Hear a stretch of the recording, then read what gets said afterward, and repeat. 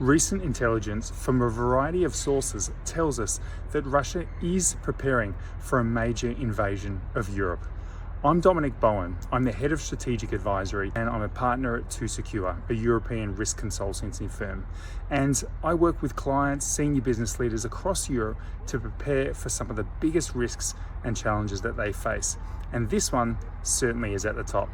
So why are analysts all over Europe predicting a large-scale Russian invasion of Europe? Well, there's a variety of reasons, including military expenditure, the places that money is being spent, the military reforms, and the forced positioning that's occurring in Russia. What does this mean? Well, in practice, we're talking about a Russian military that has stated that they want to increase their military size to 1.5 million soldiers.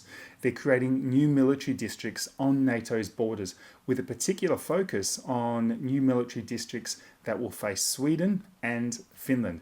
And despite all the talk in Europe about increasing military spending to 2.5 or 3% of GDP, Russia is already spending 6.3% of GDP.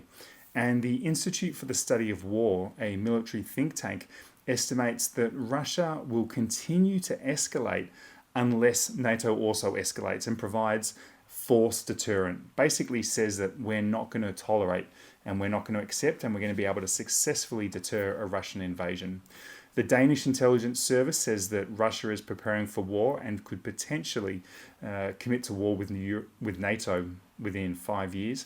And the Latvian intelligence service says that any ceasefire with Russia and Ukraine is potentially going to be used by Russia to build up their forces in order to conduct a larger scale invasion of European countries.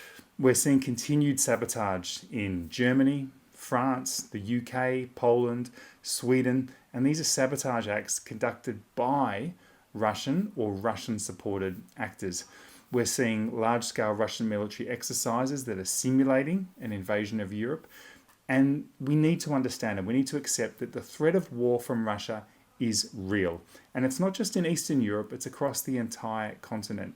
And business leaders really are obliged to prepare for these sort of crises and to consider what would a potential Russian invasion of mainland Europe further west than Ukraine, what would that mean for their businesses, their supply chains, their flow of people, money and resources? If you're not considering this, you're potentially missing out on a very realistic crisis that will emerge in the next few years. The risk of war with Russia is very real, and not just in Eastern Europe, but right across the European continent. And the risks are particularly high for countries that border the Baltic Sea, including Sweden. And business leaders have a responsibility to prepare for this risk and the crisis that are likely to come in the coming years. The time to act is now.